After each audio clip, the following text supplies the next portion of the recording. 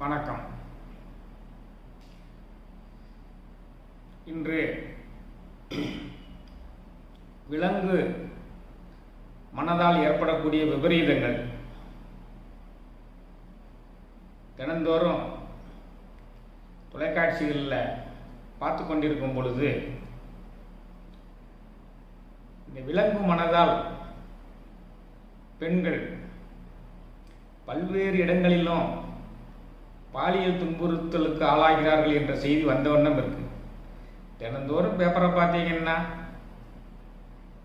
கல்லூரிகளில் பெண்கள் பாலியல் பலாத்காரம் செய்யப்படுறாங்க, பள்ளிகளில் பலாத்காரம் செய்யப்படுறாங்க, சமுதாயத்தில் எல்லா இடங்களிலும் இந்த பாலியல் பலாத்காரம் தொடர்ந்த வண்ணமாக இருக்குது. போக்சோ சட்டத்தில் அவரை கைது பண்ணாங்க, இவரை கைது பண்ணாங்கன்னு பார்த்தோம். கடந்த 10 தினங்களுக்குள்ளேயே என் கண்ணில் 3 செய்திகள் பட்டுருச்சு.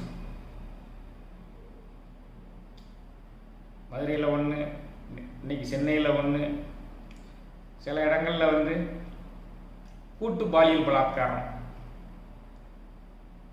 இதான் விலங்கு மனதால் விளையக்கூடிய விபரீதங்கள் அப்படின்னு சிந்திக்க வேண்டியது. மனமே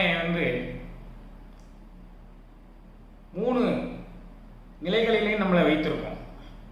மனமே ஒருவனை மிருக நிலையில வைத்திருக்கோம். முதல்ல கொஞ்சம் ஆற்றுப்படுத்தினா மனமே நம்மளை மனித நிலையில வைத்திருக்கோம். இன்னும் கொஞ்சம் ஆற்றுப்படுத்தினா நம்மளை தெய்வ நிலையில வச்சிருக்கோங்க. அப்ப அந்த மனம் என்ற கருவியை பயன்படுத்த தெரியாம சமுதாயத்தில் நிறைய பேர் இருக்கிறாங்க அப்படிங்கிறதான் உண்மை. மனம் என்ற கோயில் திறக்கின்ற போது அலையாமல் அங்கே தெய்வம் சேரும். மனதை அப்படியே விட்டு விட்டோம்னா அது மிருகமாக தான் இருக்கும். அந்த மனதை அப்படியே விடக்கூடாது. மிகச்சிறந்த பக்திமான்கள் கூட இந்த மனதை சில சமயங்களில் இழந்து மிருக உணர்ச்சிக்கு ஆளாயிடுறாங்க.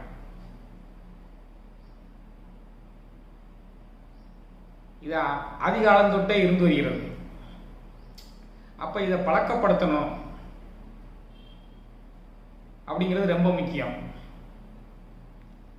வாலி சுக்ரீவனுடைய மனைவியை அபகரித்துக் கொண்டான். அதனால சீதையை தேடி ராம லட்சுமணர்கள் போகும் பொழுது அந்த கிஷ்கிந்தா காண்டத்தில் சுக்ரீவன் முதல்ல ராமர் லக்குவன்கிட்ட போய் சரணடைஞ்சு என்னுடைய மனைவியின் நாட்டை மீட்டுத்தாங்கன்னு சொன்னான். ஏற்கனவே சீதையை ராவணன் கவர்ந்து சென்ற துயரத்தில் இருந்த ராமன் இவனும் நம்மள மூலையே கஷ்டப்படுறானே, அவனுக்கு உதவி செய்யணுங்கிற ஒரு எண்ணத்துக்கு வந்தான். அதனால அவன் வாலியை மறைந்திருந்து கொன்றான். ஏன் மறைந்திருந்து கொன்னான்? வாலி முன்னால போய் நேரம் நின்று அவன் சரணடைஞ்சிருவான். வாலி சரணடைஞ்சப்புறம் அவனை கொல்ல முடியுமா? தர்மபிரபுவான ராமன் அதை செய்வாரா? அதனால அவன் மறைஞ்சு நின்று தான் கொல்ல வேண்டியதா போச்சு. அவன் சரணடைஞ்சிட்டான்னா அவன் செஞ்ச தப்புல இருந்து அவனை தண்டிக்க முடியாமல் போயிடும். அதுக்காக மறைஞ்சிருந்து கொன்னான். அப்போ அந்த வாலி அவன் நெஞ்சில குத்துன அந்த அம்பை உடுத்து பார்க்கும்போது ராமான்னு இருந்தது. ராமச்சந்திரன் இப்படி செய்ய மாட்டானே, அவன் பொன்மன செம்மல் அல்லவா, எப்படி செய்வான் அப்படின்னு சொல்லிட்டு ராமர்த்தையே கேட்குறான். நீ நேரடியாக என்ன கேட்டாலும் நான் செஞ்சு கொடுத்துருப்பனே, ராவணனை தேடுறதுக்கு இந்த சுக்ரீவன் செய்யக்கூடிய உதவியை நான் செய்ய மாட்டேனாப்பா அப்படின்னு கேட்குறான் ராமர்கிட்ட. அது இல்லைப்பா, உனக்கு முன்னாலேயே சுக்ரீவன் சரணடைஞ்சிட்டான். அவனுக்கு நான் வாக்கு கொடுத்துருக்கேன், உன்னுடைய மனைவியை விட்டுத்தாரேன்னு சொல்லி. நீ அவனுடைய மனைவியை அபகரித்து கொண்டது தப்பு தானே? அவர் சொல்றாரு, வாலி, நாங்கள்லாம் விலங்கினங்கள், எங்கள் விலங்கினங்களில் குரங்கினங்களில் இதெல்லாம் ஏற்றுக்கொள்ளக்கூடியது தான் அப்படின்னு சொல்கிறார். அதுக்கு ராமர் சொல்கிறாரு, விலங்குகளாக இருந்தாலும் சரி, குரங்குகளாக இருந்தாலும் சரி, எந்த இனமாக இருந்தாலும் சரி, அறநெறியை பின்பற்றி வாழ்வார்களே ஆனால் அவர்கள் உயர்ந்தவர்கள். மனிதர்களாகவே இருந்தாலும் அறநெறி தவறுகளி வாழ்ந்தார்களே ஆனால் அவர்கள் விலங்குகள். ஒரு மனிதன் விலங்காகலாம், விலங்கு மனிதனாக முடியும் சொல்றார். அதை தான் இப்போ நம்ம நினைவு கூற வேண்டியது. மனிதர்கள் இந்த மாதிரி மிருக உணர்ச்சிக்கு ஆட்படும் பொழுது மிருகமாகிறார்கள்.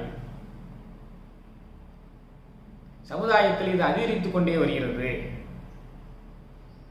இந்த மனதை பயன்படுத்த தெரியவில்லை, மனதை எண்ணி பார்க்க தெரியவில்லை, மனதை கட்டுப்படுத்த தெரியவில்லை.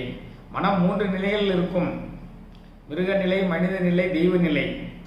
மிருக நிலையிலேயே பெரும்பான்மையானவர்கள் தங்கி விடுவதுங்க இந்த காரணம்.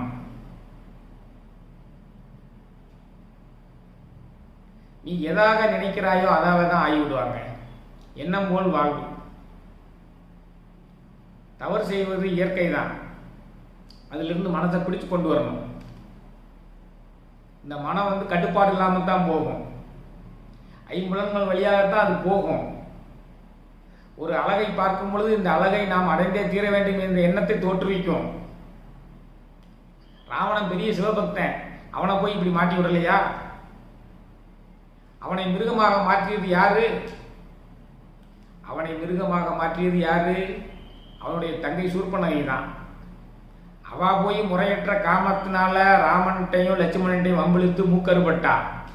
அதை போய் ராவணன்ட்ட சொல்லாம, நான் அங்கே அழகான ஒரு அழகிய கண்டேன், அவள் பேரு சீதை, அவளை உனக்கு கொண்டு வர்றதுக்காக போகும்போது தான் என்னுடைய மூக்கு அறுபட்டது அப்படின்னு நேரடியாக சொன்னால் கூட பரவாயில்ல.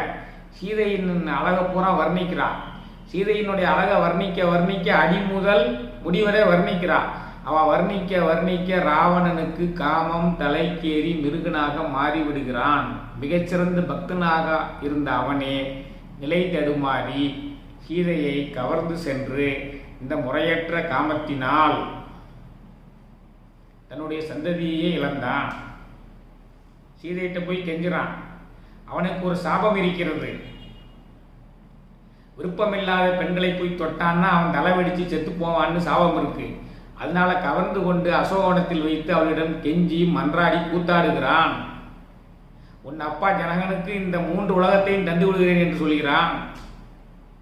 நீ என்னுடைய தேவியாக வந்துவிடு, ஜனகனுக்கு இந்த தேவலோகத்தையும் மண்ணுலகத்தையும் எல்லாம் தந்துடுறேன், ஏன்னா எல்லாத்தையுமே நான் தான் கட்டுப்பாட்டில் வச்சிருக்கேங்க. அதுக்கு சீதை சொல்றாயே, அறியா உடனே தேவலோகம் கொஞ்ச நாளையில இந்திரனுக்கு போயிடும். ஏன்னா ராமபிரான் உன்னை கொல்ல போறாரு. அதே மாதிரி இந்த நாடும் வந்துட்டு இருக்க போறதில்லை. இந்த இலங்கை மாநகரமும் அதனுடைய அழகான செல்வங்களும் வந்துட்டு இருக்க போறதில்லை. அது விபீஷணனுக்கு போயிடும். இப்போ உனக்கு என்ன கிடைக்கும்? ராமனுடைய அம்புகள் மட்டும்தான் உனக்கு பரிசா கிடைக்கும். எனக்கு என்ன கிடைக்கும்? ராமனுடைய பாதமே கிடைக்கும் அப்படின்னு சொல்லி அறிவுரை சென்ற அவன் கேட்க மாட்டேங்கான். அவன் மிருக உணர்ச்சிக்கு ஆட்படும் பொழுது யார் சொன்னாலும் ஈடுபடாது. சீதை சொன்னா ஈடுபடலை. விபீடன் சொன்னான், அவன் தம்பி அறிவில் சிறந்தவன் சொன்னா ஈடுபடலை. கும்பகர்ணன் சொன்னா ஈடுபடலை. யார் சொல்லி ஈடுபடலை? சந்ததியோடு மாண்டான். முறையற்ற காமத்தில் ஈடுபடுபவர்கள் சந்ததியோடு அழிவது திண்ணம் என்பது அந்த காலத்திலிருந்து நடைபெற்று வருகிறது. பெண்ணியத்தை மதிக்க வேண்டும், கண்ணியம் காக்க வேண்டும். அதை தவறுனா இந்த நிலைமைகள் தான் வரும். இன்னும் சட்டத்திட்டங்களை கடுமையாக்க வேண்டும். மனசுதான் இந்த மிருக உணர்ச்சிக்கு ஆட்படுகிறது. இந்த மனதை கட்டுப்படுத்தக்கூடிய வேலைகளை கற்றுக் கொடுக்க வேண்டும். துரியோதனன் நட்பில் சிறந்தவன். ஆனா அவன் என்ன செஞ்சான்? சகுனியின் மூலமாக பஞ்சபாண்டவர்களை சூதில் தோற்கடித்து நாடு நகரங்களை எல்லாம் பிடுங்கி கொண்டு அதோட விட வேண்டியதானே? அவங்களெல்லாம் அடிமை பண்ணி அதோட விட வேண்டியதானே? அடிமைகளை பண்ணிட்டு அதோட விடாம திரௌபதியும் பிடிச்சி இழுத்து கொண்டு வா அப்படிங்கிறான். சபையில் எவ்வளவோ பெரியவங்களாம் இருந்து யாரும் தடுக்க முடியல. துச்சாதனம் போய் வர முடியாத நிலைமையில் இருந்த அந்த திரௌபதியை பிடிச்சி இழுத்து கொண்டு வர்றான். பெண்மையை இழிவுபடுத்தி இருக்கிறான், பூண்டோடு மாண்டான். அப்ப திரௌபதி சபதம் போடுறான், உன்னை கொல்லாம விட மாட்டேன். தேவி திரௌபதி சொல்வாள், ஓம் தேவி பராசக்தி ஆணை உரைத்தேன். பராசக்தி மேல் ஆணை. பாவி துச்சாதனன் செந்நீர், அந்த பால் துரியோதனன் ஆக்கை ரத்தம். துச்சாதனனுடைய ரத்தம் துரியோதனுடைய ரத்தம் மேவி இரண்டும் கலந்து, ரெண்டையும் சமபங்கா கலந்து, மேவி இரண்டும் கலந்து குழல் மீதினில் பூசி என் முடியல தடவி நறுநெய் குளித்தே சீவி குழல் முடிப்பேன் யான், அது செய்யும் முன்னே முடியேன் அப்படி சபதம் போட்டு அழித்தான். அதாவது முறையற்ற செயலை பெண்களிடத்தில் செய்தவர்கள் எல்லாம் அடியோடு மாண்டு போயிருக்கிறார்கள் என்பதற்கு வாலி உதாரணம், ராவணன் உதாரணம், துரியோதனன் உதாரணம். இந்திரன் அகலிகையின் மேல் முறையற்ற காமம் கொண்டு கௌதம முனிவருடன் சாபம் பெற்று உடலெங்கும் கண்ணாகி போனான் இல்லையா? இந்த மாதிரி நீதி கதைகளை எல்லாம் அவர்களுக்கு எடுத்து இயம்பி பள்ளிக்காலம் தொட்டே மனதை கட்டுப்படுத்தக்கூடிய வழிமுறைகள் எல்லாம் நாம் சொல்லிக் கொடுத்து சமுதாயத்தை நல்ல முறையில் உருவாக்க வேண்டும். சமுதாயத்தை உருவாக்கக்கூடிய பொறுப்பு சமுதாயத்தில் பள்ளி காலத்திலும் கல்லூரி காலத்திலும் செவ்வனே செய்யப்பட வேண்டும். பள்ளியில் உள்ள ஆசிரியர்களே சில சமயங்களில் இப்படி ஈடுபடுறாங்கும்போது வருத்தமாக இருக்குது. கல்லூரியில் உள்ள ஆசிரியர்களே இப்படி செய்கிறாங்க வருத்தமாக இருக்குது. மிக மிக மிக கண்ணியமான காவல்துறையிலையுமே மேலதிகாரி கீழதிகாரிகள்லாம் சில சமயங்களில் வழக்குகளில் மாட்டி அங்கெங்கும் போவதெல்லாம் இப்போ செய்தியில் படித்தப்போ சமீப காலத்தில் அவங்க துறையில் வேலை பார்க்குறவங்களே இந்த வழக்குகள் சம்மந்தப்பட்டிருக்கிறதெல்லாம் பார்க்குறோம். அப்போ இதெல்லாம் இந்த விலங்கு மனத்தினுடைய விபரீதங்களால் வருது. என்ன என்பதை நாம் வாழ்க்கையில் உணராமல் இருக்கு தான் இதுக்கு காரணம்.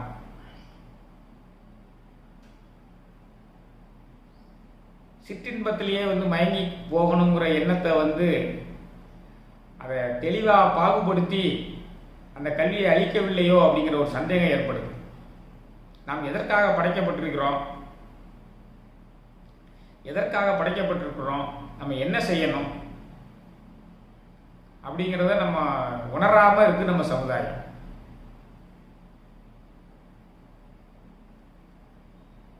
பிறன்மனை நோக்கா பேராண்மை சான்றோருக்கு அரணன்றோ ஆன்ற ஒழுக்கம்னு வள்ளுவர் சொல்றாரு. இந்த குறளெல்லாம் சொல்லிக் கொடுக்குறோமா?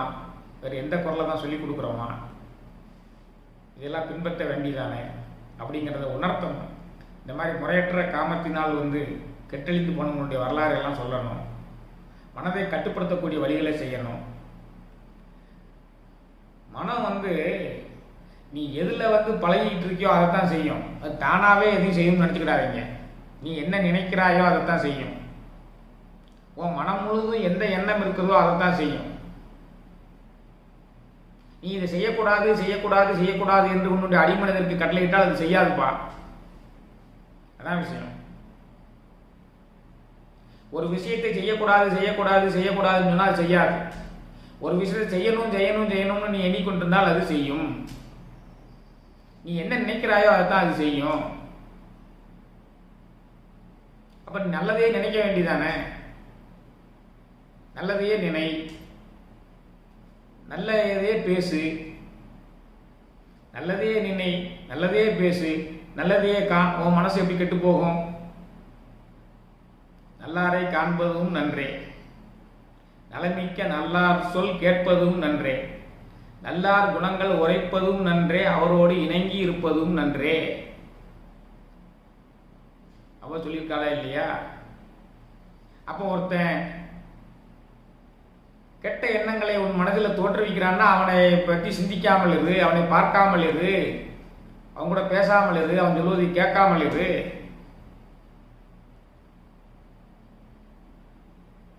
எல்லாத்துக்கும் மதுவை துணை கொள்ளாதே. நீ தீய செயல்கள் செய்யும் போதெல்லாம் மதுவைத்தானே துணையாக கொள்ற, அதையெல்லாம் விட்டுவிடு. நிலத்தியல்பால் நீர் இருந்து அற்றாகும் மாந்தருக்கு இனத்தியல்பாவது அறிவு.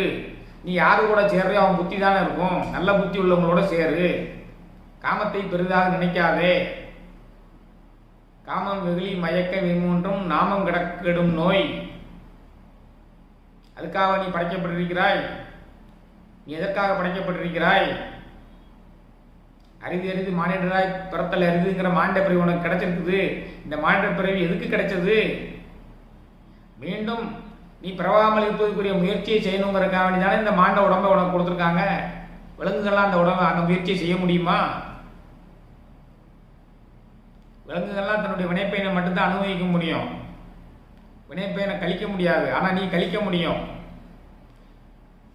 தீய வேலையை பற்றி நினைக்காமல் இருக்கணும், தீய வேலையை பற்றி பேசாமல் இருக்கணும், தீய காரியங்களை செய்யாமல் இருந்தீங்கன்னா நீங்கள் உன்னுடைய பிறவியே இல்லாமல் போவதற்குரிய முயற்சியில் இறங்கலாம் இல்லையா? அதை விட்டு போட்டு ஏன் இப்படி தீய செயல்களில் இறங்கி மது மாது போதை இதிலெல்லாம் போய் சீரழிகிறீங்க? இதிலெல்லாம் நீங்கள் ஈடுபடும் பொழுது உங்களுடைய மனம் தூய்மை நிலையிலிருந்து மாறிவிடுகிறது, மனம் கெட்டு விடுகிறது. மனம் கெட்டு விட்டால் இறைவன் தூர சென்று விடுவான். அப்ப நீ அடுத்த பிறவியில் விலங்குகளாக பிறக்கக்கூடிய நிலைமை அடைந்து விடுவாய். நற்சிந்தனையுடன் இருங்கள், நல்லதையே காணுங்கள், நல்லதையே பேசுங்கள், மனதை ஒருமுகப்படுத்துங்கள். தீய எண்ணம் தலை தூக்கும் போதெல்லாம் நல்ல எண்ணத்துக்கு உடனே மாறுங்கள். தலை தூக்கத்தான் செய்யும், அதிலே நின்று நினைச்சுக்கிட்டு நிற்கக்கூடாது. ஆகா இது தவறு என்று கடிவாளம் போட்டு இழுத்து கொண்டு வந்து மனதை உடனே நல்ல வழியில் செலுத்தணும். இந்தியாவினுடைய பெருமைகளை காப்பாற்ற வேண்டும். தமிழன் என்ற ஒரு இனம் உண்டு, அவனுக்கு என்ற ஒரு பெருமை உண்டு என்று மாதிரி வாழ வேண்டும். முயற்சித்தால் முடியாது ஒன்றுமில்லை. பள்ளிகளிலும் கல்லூரிகளிலும் இந்த நீதி போதனை வகுப்புகளில் இந்த மாதிரி விஷயங்களை எல்லாம் போதிக்க வேண்டும். சமுதாயத்தை திருத்த வேண்டிய முக்கியமான காலகட்டத்தில் இருக்கிறோம். நாள்தோறும் முறையற்ற காமத்தினால பாதிக்கப்பட்டவர்கள் எண்ணிக்கையும் கொலை செய்வர்கள் எண்ணிக்கையும் கூடிக்கிட்டே போனால் சமுதாயம் முழுவதும் கெட்டுவிடுமா அல்லவா? அதற்கு நாம் எல்லோருக்குமே அந்த பொறுப்புணர்வு இருக்கிறது. பத்திரிகைகளில் நல்ல செய்திகளை அதிகமாக போடுங்கள், நல்லவைகளை ப்ரொஜெக்ட் பண்ணுங்க. திரைப்படங்களில் நல்ல காட்சிகளை எடுங்க, தொலைக்காட்சி சீரியல்களில் நல்ல காட்சிகளை எடுங்க, நல்ல குணங்களை பூரா விதைங்க. ஊரில் இருக்கிறது தானே சொல்கிறோம்னு சொல்லாதீங்க. ஊரில் இல்லாத நல்ல குணங்களை எல்லாம் உடையவர்களாக உங்கள் பாத்திரங்களை படையுங்கள். சமுதாயத்தை காப்பாற்ற எல்லோரும் முயற்சி செய்யுங்கள். இந்த முயற்சி செய்ய வேண்டிய காலகட்டம் வந்துவிட்டது. விலங்கு மனத்தால் விபரீத எண்ணங்கள் தோன்றுவதை தடுப்பதற்கு எல்லோரும் முயற்சி செய்ய வேண்டும். விலங்கு மனதால் ஒரு சமுதாயம் கெடுவதோடு எதிர்காலமும் கெட்டு போய்விடுகிறது. இதை நாம் அனைவரும் நம்முடைய சந்ததியினருக்கு கற்றுத்தந்து தமிழ் சமுதாயத்தினுடைய மேன்மைக்கு பாடுபட வேண்டும் என்பதற்காக இந்த பதிவை போட வேண்டிய சூழ்நிலை வந்தது. பதிவை போடுகிறோம். நல்ல மனம் வாழ்க, நல்ல மனம் வாழ்க, நல்ல மனம் வாழ்க என்று சொல்லி இந்த உரையை நிறைவு செய்கிறேன். நன்றி, வணக்கம்.